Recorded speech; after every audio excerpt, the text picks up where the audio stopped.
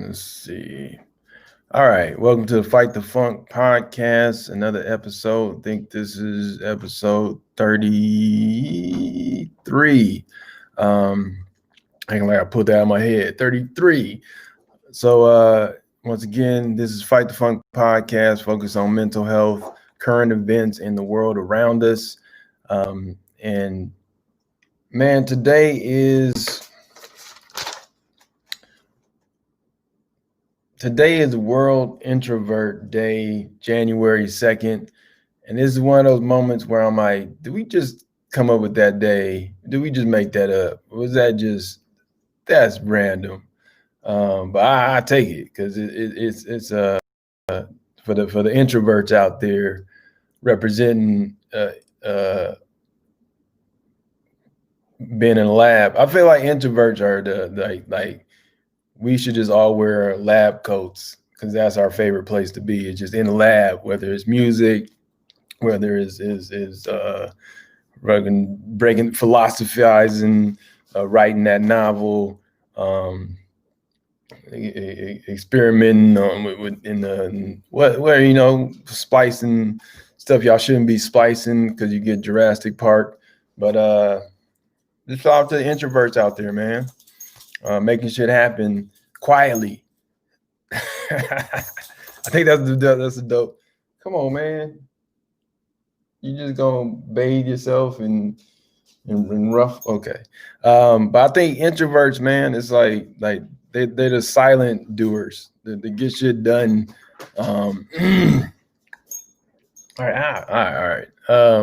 So shout out to the introverts out there, and let's see. I'm gonna read one quote from my homegirl I met on LinkedIn, and she says, if you know some introverts, ask direct questions instead of making assumptions about quiet ones.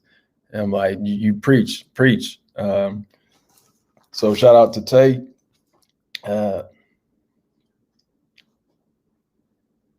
actor. Oh, all right. So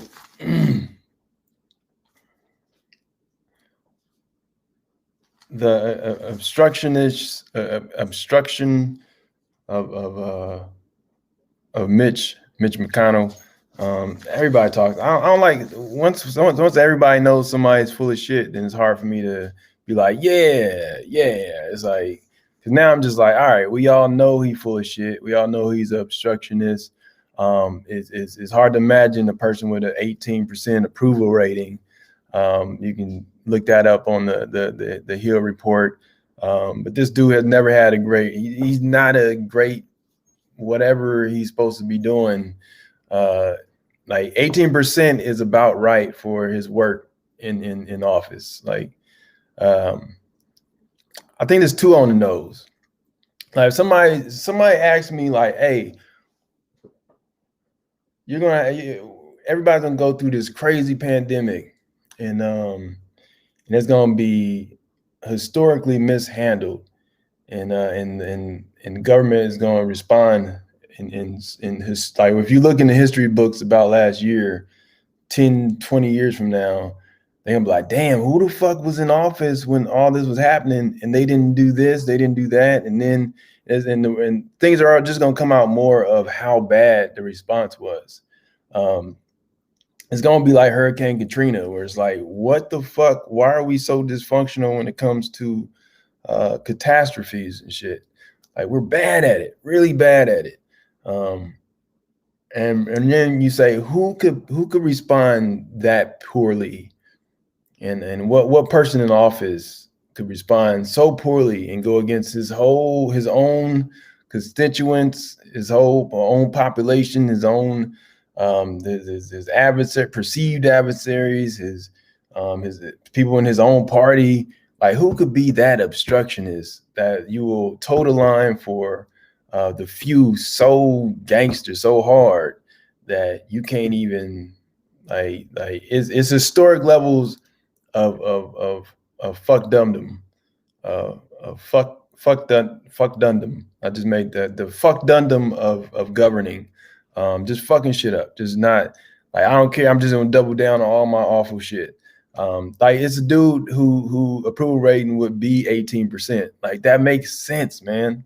Like, oh, okay, like somebody that respond this awful, like this bad to a crisis, what would their approval rating be going in?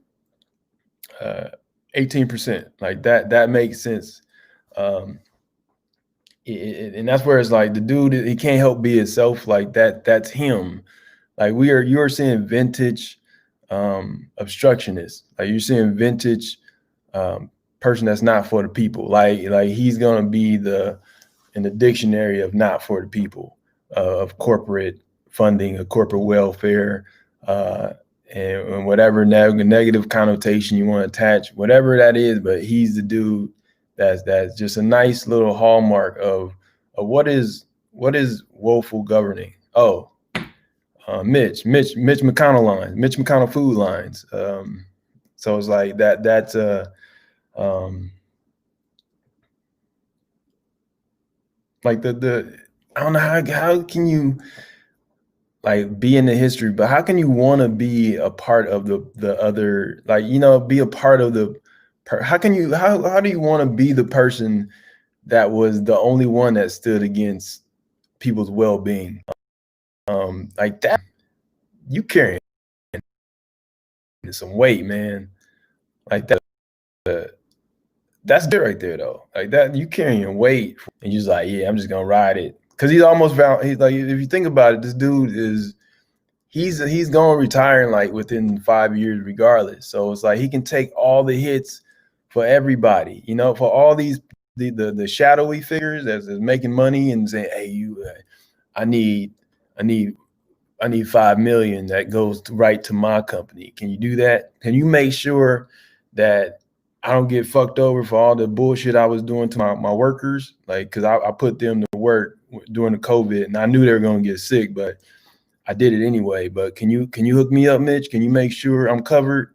And why these anti-maskers and maskers are fighting each other? Can you just make sure you get a bill through in the next like 2 years, so the business owners who are doing some fucked up shit can get off the hook? Can you just do that, Mitch? Can you hook that up, man? I'll bankroll Georgia as much as possible for you, Mitch. Like, like I bankroll you, man. I bankroll Lindsey Graham. We made it happen, Mitch, with the money.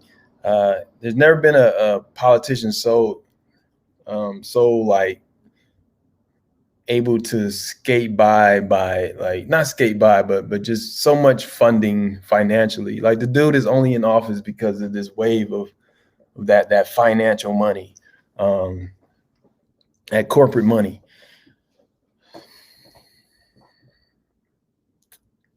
And at some point, it's just like, how many, like, you would think it's like, hey, man, look, you guys are good. I know I made an oath in blood, and we sliced our hand, and we shook on making sure we drip dry, we drip every dime out of the people in the working class. And while they get lost in Amazon spending and whatever distraction that the news provides.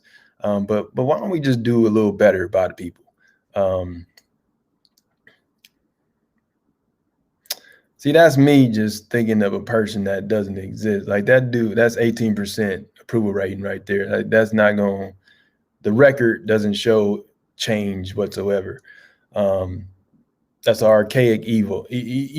That's an archaic ego that will never, like, you can't even, it's just, you have to take steps and work to see that a person like that is out of office, because there's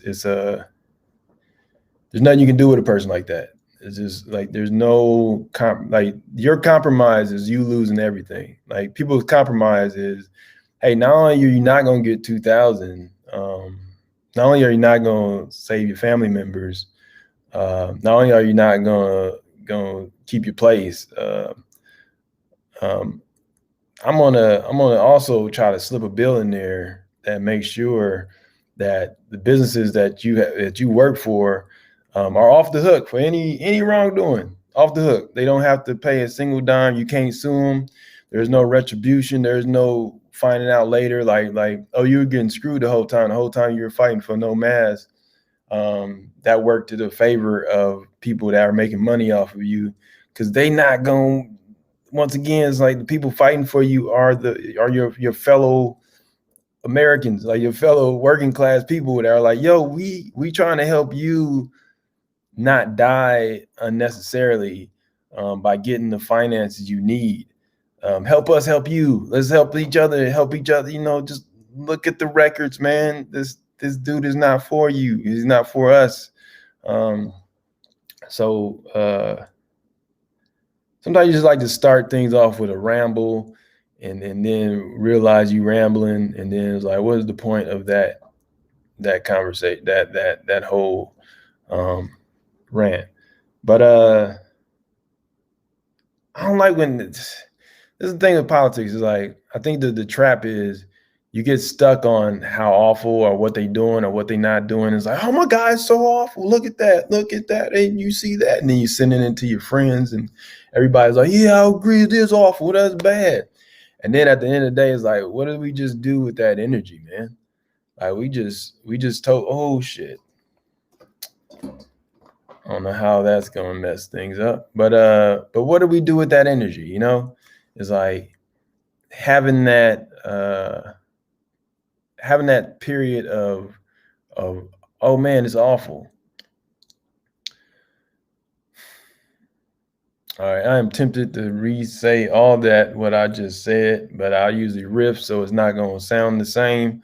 But either way, just long story short, let me start again. Welcome to the Fight the Funk podcast, where I explore and talk about mental health, our current events in the world around, and try not to get too far into the Mitch McConnell Chronicles, because it's not just about one person. And this dude is in retirement age, so it's the perfect opportunity for all the motherfuckers like the Koch brothers and those frackers that's trying to buy the words that come out of politicians' mouth. Biden, you already slipping. But it's like things won't get better until people like a Mitch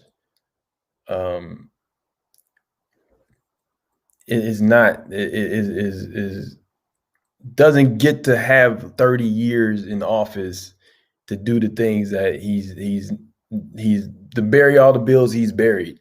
What is it? They say like 500 bills or something. That's bonkers, man. Like that's not healthy. That's not a healthy person. The feel justified to be like, I'm gonna destroy any bill.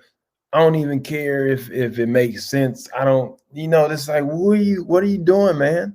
Like, could you think about how like if people that are actually not just using ALEC and corporate people to make their bills and just send it to them, they just sign off on it. But the people that are actually working to make bills, sitting down, trying to figure things out, what will actually help people, what is needed, what is necessary. It's like, and then they put this bill forward and just like, like, how aggravating or how angry that would make somebody. It's like, that's not a functional government when one person can just take bill after bill, no matter how much time has been spent, no matter how much bipartisan support, no matter how much like sense it makes, no matter how much the people are like, yo, we want that, we voted for that, like that makes sense, like for our needs, and we are adults. It's like those are the examples of like it's backwards. It's like somebody that's a fringe person that's taking the lead, and everybody, the 60 to 70% of people that are all in different walks of life are like, yo, we all know this makes sense, but we're trying to run it through a very a very what's the word for it, man? You got everybody just like, this dude, why are you, what are we doing with this um what are we doing with why, like 18% approval rating, like this is not the person that should be leading anything. Like, no, if you if the Mitch McConnell Airlines had a like, was like, hey, you want Mitch McConnell Airlines? Nah, I don't, that's whack. Uh,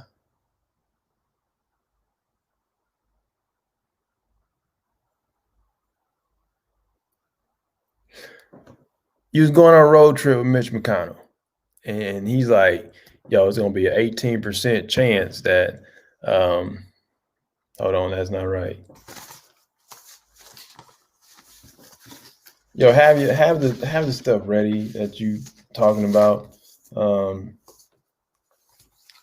whatever. Jeez. You know what I'm saying? It's like the idea that so much would go into a person that 18% like, oh, uh, eh, like eh. um so just to get clean recording on that, uh today is World Introvert Day. I feel like that was somebody came up with that last minute, but like I said before, I'll take it. And the quote of the day is for them introverts, ask direct questions instead of making assumptions about quiet ones. And I think it's always that sense of it's just easier to just, because everybody's uncomfortable talking. Communication is an art form, so the idea of it's just easier to be like, you know what, I'd rather just project whatever bullshit I think I know on that person rather than talking to that person. Um, and I think that's just a rule of thumb that unfortunately has been hard grained in communication skills, because people don't really get taught how to communicate with each other. Like, we don't really get taught like, oh, what is an introvert, what is an extrovert, and how are those communication styles going to differ between each other, so we can communicate that we have a woeful leader as our Senate majority leader, whatever. I'm not gonna keep talking about that man. Transitioning, uh, acting and politicians. Like, for me, I was talking to a friend about acting, and because if you haven't really studied and really like approached it as a discipline, then you think acting is just like you turn on a light and it's like, all right, I'm acting now, do do do do do. And it's like, nah, man, what the fuck you doing? Get out of here. Like that. That's what people that actually study and trying to figure out and make it, like, it's a craft.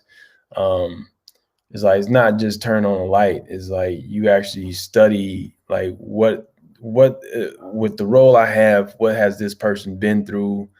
What is this person's background? You know, you study and you're bringing.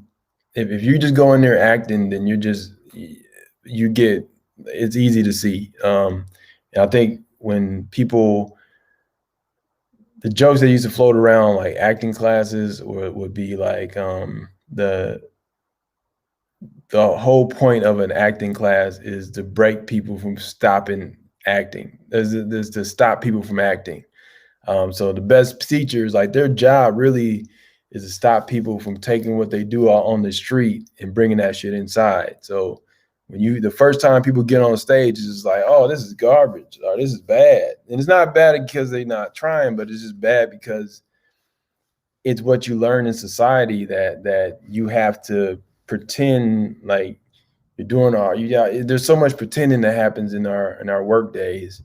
Um, that it's in a lot of ways, like people take acting classes or improv classes just to break that whole acting, just to break the whole social act that happens in a general basis in your jobs and stuff. It's like um, most of the time people are performing in those environments, like they're performing like they're actually happy to be there someday. You know, nothing's wrong with that. You're not gonna have a good day every day. It's not supposed to, but there's a lot of performing that happens. Like if you go before the pandemic to the mixers, to the job mixers or the conferences, like most of the people are acting, man. Most of the people are uncomfortable, and you just trying to navigate because you're there trying to find opportunities and ways forward.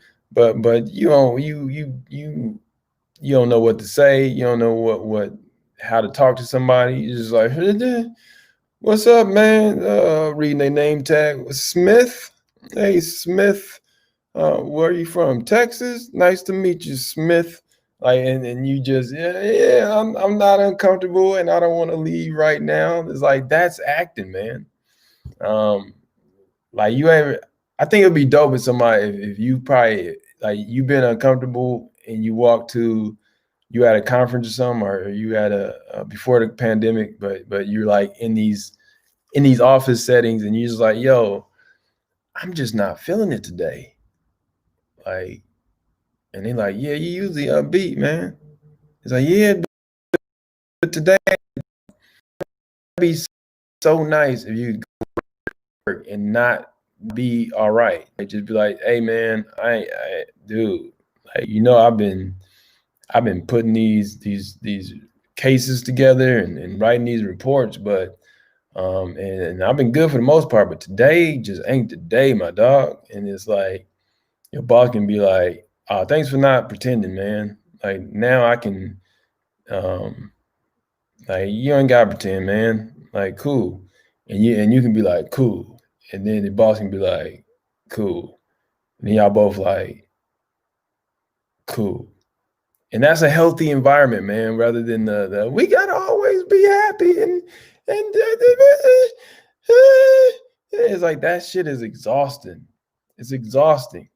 Um, and I think there's something about that where we just learn how to like so much of there's the I feel like teachers teach from different backgrounds. Like if you from where I'm from, The Secret is like remember that book that was doing big things, and you hear comics like Dave Chappelle like make jokes about it. It's like those jokes come from a real place. It's like The Secret don't work for you if you living in the car, or living or on, you know, it's like you on your last dime, or the lady that was trying to get a job and her kid was in the car, and then she didn't get the job and she got like was getting locked up or some shit because she couldn't get the kid and the job and the kid and the job and it's like her situation gets worse. Now she got a record. It's like there's no secret. It's like there's that's her reality that she's just experiencing, and it's like that's when um, people kind of just look away from that. It's like, nah, man. Like she was being positive. She was doing everything she could to get ahead. And not only did she not get ahead, she actually caught a charge. So it's like it's stuff like that, man, where it's I think it's beyond just um, being positive. Is like being positive is a practice, just as making the changes in your government is a practice, just as making your financial health better is a practice, um, building healthy relationships is a practice. It's like all these things are practices. It's like it's not some just think hokey or not even hokey. I don't want to diss nobody's philosophies or what's worked for them, because I think it is so many different realities that what works for you literally is what works for you. And you can find that percentage out there where it's like, oh shit, if I do think positive, because there is some there's truth to it. Thinking positive does lead to better results, obviously, but it's like it's not all just about thinking positive either. It's like what's the practice behind it? yeah, good shit's gonna happen to you if you hope for it enough. Like something, is hey man, $20 here, dog. It's like, what? I've been thinking positive. Hell yeah. Um, but then it's like if you get like hit up, attacked by a dog or something, it's like it didn't happen because you weren't thinking positive all of a sudden. It's like that's part of the practice of like, shit, okay, I just got attacked by this dog. Now I gotta readjust my psyche, get my shot, and find, recenter myself, and take the rest of this day off to get my head right so I can get back to being positive, because this dog done messed my leg up. Um, so I think that's the same thing with New Year's goals and stuff. It's like trying to have goals where it's like is to me, it's not like about not having goals, but it's learning how goals actually work, and how to actually to not just give up on the goal. It's like not just come up with these things. I'm gonna do all this stuff, and then you run out of steam 2 weeks in. It's like is having realistic goals, man. And that's where it's like with I'll share, like, one of my goals was some of my goals are purposely vague. So because I don't know why it's my goal, like one of them was make people laugh, make people think. And that's been my goal for a long time. It's like, I don't know how that's gonna work out. I don't know what that means, but I just do it. And I was like, all right, that's a goal. I want to make people laugh, make people think. Is it stand up? I don't know. Is it acting? I don't know. Is it a podcast? Who knows? It's like, but make people laugh and think. Those are my two things. And I think what happens is, once that gets ingrained, like, oh, that's a passion of mine, make people laugh and think, then things start kind of coming together, as you're trying to figure that out, as you're trying to figure out what is making people laugh and think mean, or what does that look like, man. And that also allows the flexibility of the goal. It's like, so you're not rigid. It's like, so I didn't say I'm gonna be a stand-up comic and whoop-de-whoop. And I think it's more of like, to just say I want to make people laugh and think. It allowed for something like a pandemic to hit, and it's like, oh well, I can't do that anymore. It's like, nah, man, that the energy can keep flowing however it needs to flow, in the given circumstances that life is putting out there. It's like, so it doesn't end. So I think that's where I feel like goals have to be flexible and be able to absorb the life, the things that life throws at you. Um, so it's like, I don't think goals are just 1 year. Like, I got goals that have existed since I've left college. And being a storyteller, that's an ancient goal. That's a goal from day one to now. It's like, that's a goal, but it's like, that thing has morphed and changed and evolved so many ways over the years. But that is a core goal, and then that changes. Like, so when a new year comes, it's not about me pulling together all these goals to impress myself. But it's really about like, oh, what's my want to be, what's my just I'm a storyteller, what that goal looking like, how has that grown, how has that changed this year? And I think, to me, that's the goal making. It's like, it's not just every year you scrambling to put goals together, and this year is going to be different. It's like, no, some of these goals are old, man. They're continuations, and they've evolved and they change. What you thought that goal was 2 years ago is different from now. What you thought your goal, that goal of if you wanted to be a chef 2 years ago, and you still loving to cook and you still loving what you're doing, is like chances are that's changed after the pandemic. So the goals never end. I use the New Year's as just being able to adjust goals and add some ones that are not meant to be long term. They're, to me, it's like little funny, silly goals for me that make it funny or light. It's like the drinking cranberry sauce goal or cranberry juice goal. It's like it's a healthy goal, and it's also a quick goal that don't last long. It's a week. 1 week I'm gonna drink a glass of cranberry juice. It's like it's an easy goal, and it's doable, and it's healthy, and it's impactful right away. And I think, to me, it's like having goals like that throughout the year. Those are the goals that kind of pop up. They come and go, and you don't really control them. But it's like, you know what? I'm gonna challenge myself to do this thing. And they're short term. There's little quick hits. And I think that's important to know. Like it's not, none of these goals should be rigid. None of these goals are, because life doesn't, if you're rigid and you're like, hey, you gotta be this, and you turn into a Mitch McConnell, and nobody wants another Mitch McConnell. Please don't turn into Mitch, please. It's not healthy. It's not healthy for yourself. It's not healthy for the world. It's not healthy for the environment. It's not healthy for America. It's just not healthy, man. Don't do it. The rigidity, the rigidness, it's a doozy. So yeah, man, is goals are not something that are just one, like, got to do it now. It evolves.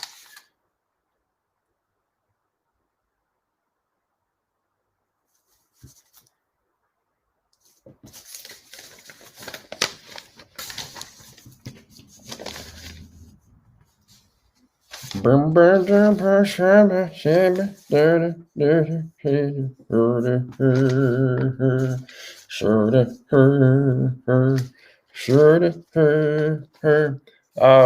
one of the things that came out of Fight the Funk podcast, that once again focuses on mental health and the world around us and current events, is the mental health part of it. Is Fight the Funk also comes from a place of when people fight deep depression. A lot of times is that the odor and the when you're there, the body is also there, and there's the signs of it with the odor or the room. So another thing with Fight the Funk is you're always in that balance of nature, where it's like, all right, man, like, I'm obviously not doing too well because I'm not really doing the bathing thing like I should. Like, I know I should. I hop in the shower. It's like with your kids, like, get in the shower. It's like, that's how it is when it's just you, where it's like, man, I've been in this funk for so long, and I know it ain't smelling right. And it's like, you gotta tell yourself, like, get in the shower. Because nobody wants to tell a grown person to get in the shower. So you got to do it to yourself. You got to be like, self, just get in the shower, man. And it's like a first step to start to step out of the depression or the depressive episode is, and that's another thing where that's attached to Fight the Funk, where it's like you literally are fighting the funk when you go through depressive episodes in so many ways. So it's like, in a part of a lot of times the physicality of doing something, a simple activity, can help you like get out of that place in the brain that you're locked away in, in simple task. And there's something about bathing where it's like it helps you have that okay, I can step out of this. I can get through this. Shoot. So yeah, it's healthy, and there's a reason I feel like people always think of bathing or taking a shower when they're trying to get out of that place. So that's another thing, with Fight the Funk. I think it's important to understand that's part of the mental health part of this all is you literally are fighting the funk at times. So yeah.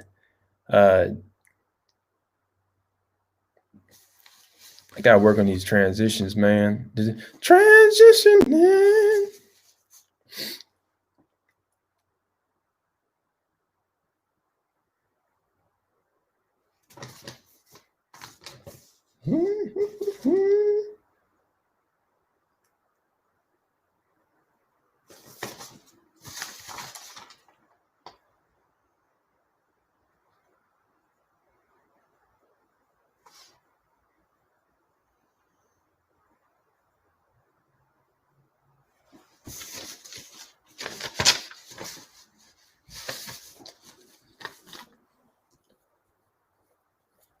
All right. Last topic is the idea of I was thinking smiling, like smile, because you hear about that as like you hear that where dudes tell women to smile. Hey, smile, girl. Why don't you smile? Why are you not smiling, girl? You hear that a lot, right? Um, and that pushback in the Me Too movement is like, fuck that. You don't tell us when to smile. And I was thinking about that because I think it is a place of because I think about what was those times. It wasn't a lot, but there was times where I felt that impulse and I said, hey, why aren't you smiling? Like I've done that. And I think about what in that moment, where was I at, And it's like, oh shit, when I saw this woman, like I felt that instant attraction and shit. And then I needed to know, it was that moment of insecurity. I needed to know if she liked me right away. Um, and I don't know if it's a psyche thing, but I was just like, but that first moment is like, hey, why are you not smiling today? Why are you not smiling?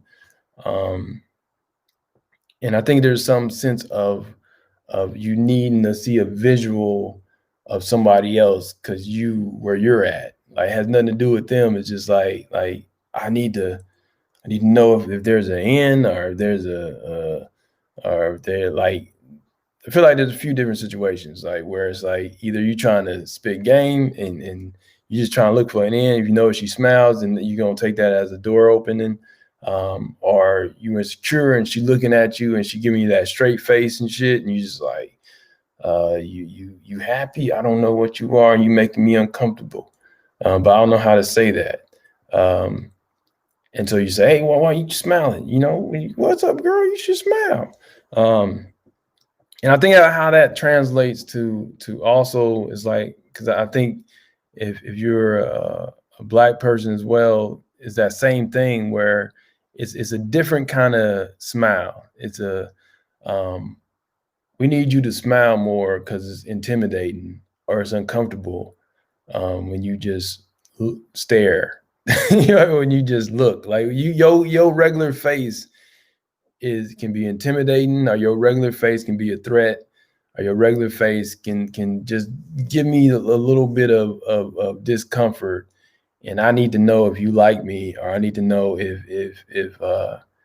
I need you to put my own insecurities to rest by you smiling at me. Are you keeping that enthused, or keeping that whatever you call that I'm up, I'm good. It's like, I think there's some sense of that being needed for the other, and I feel like that's why it's so drilled into Black America, like to try, if you want to get better, more corporate jobs, is like there's more of that you got to perform to do that. And also, I think it's a safety thing too. It is there's a like for I feel like if you're not that whole smile and look and be safe, I think that's part of it too, where it's that desire, like, hey, you gotta make sure you look safe at all times. Like I think there's a conditioning that takes place and that continues to take place, where it's like you need to always look safe. Like the rest of society always needs you to look safe no matter what.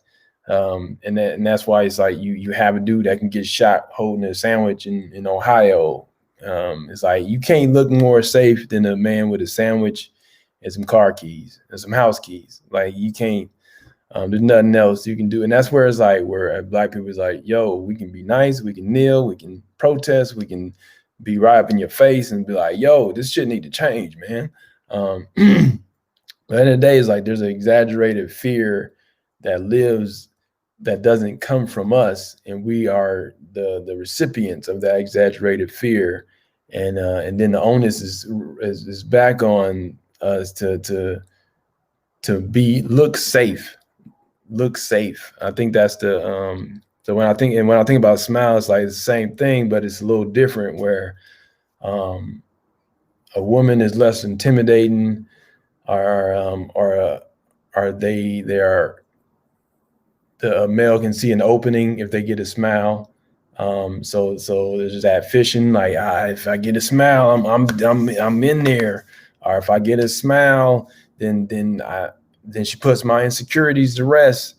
And then it's like you a black male or something. It's like if he give me a cool, like, yeah, man, we good, dog. Then I don't have to be intimidated um or that whatever that fear is, whatever going on in there is like it becomes our job to put that to rest in some weird way. It's like um it's like, hey, we need you to make us feel safe, even though you're the one that's not safe. It's some backwards wacky stuff. Um,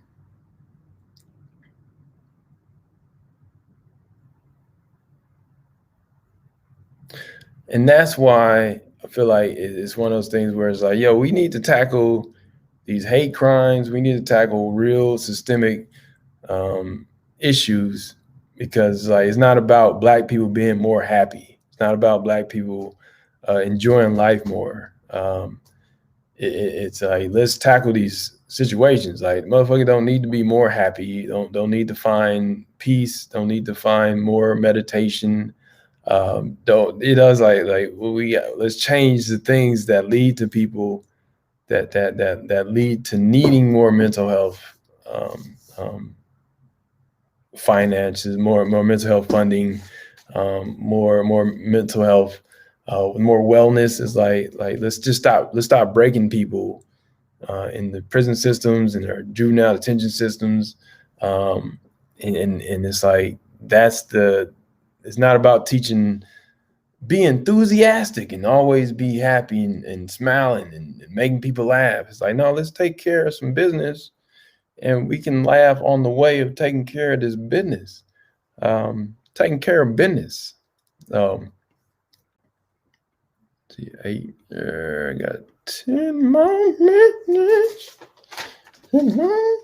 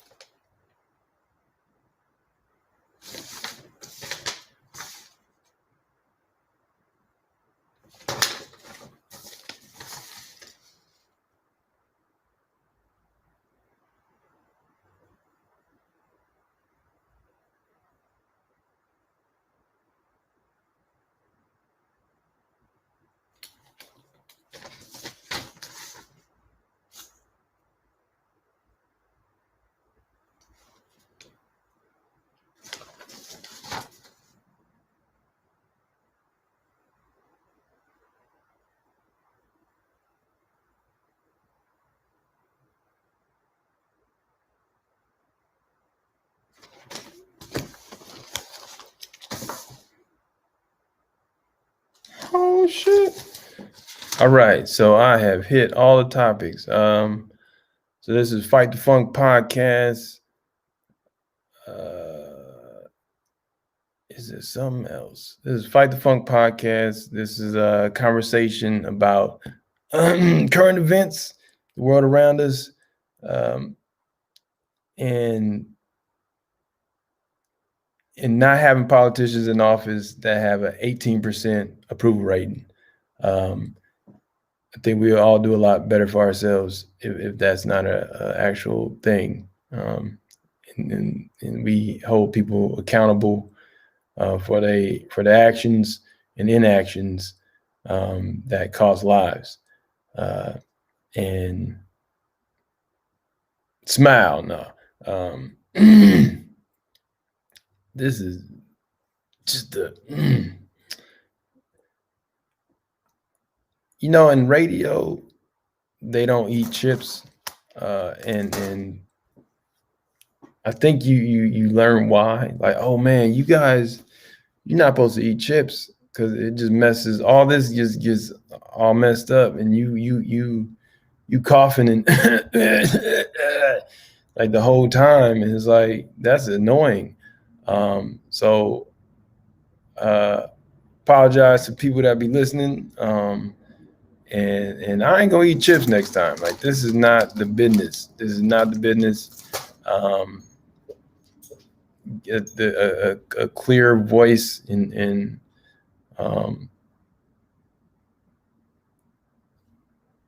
a clear voice, I should say.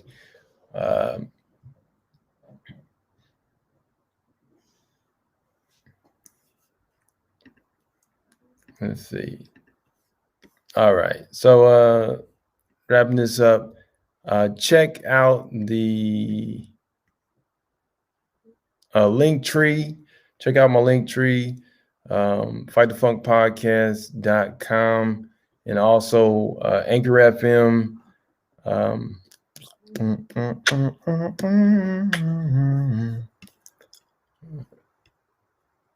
Instagram at Magic Man. I think this is the part where mental health is like your brain is just not like the mind and the words is just like, you know what? I'm not gonna help you out, man. It's like, yo, just gonna take a nap, man.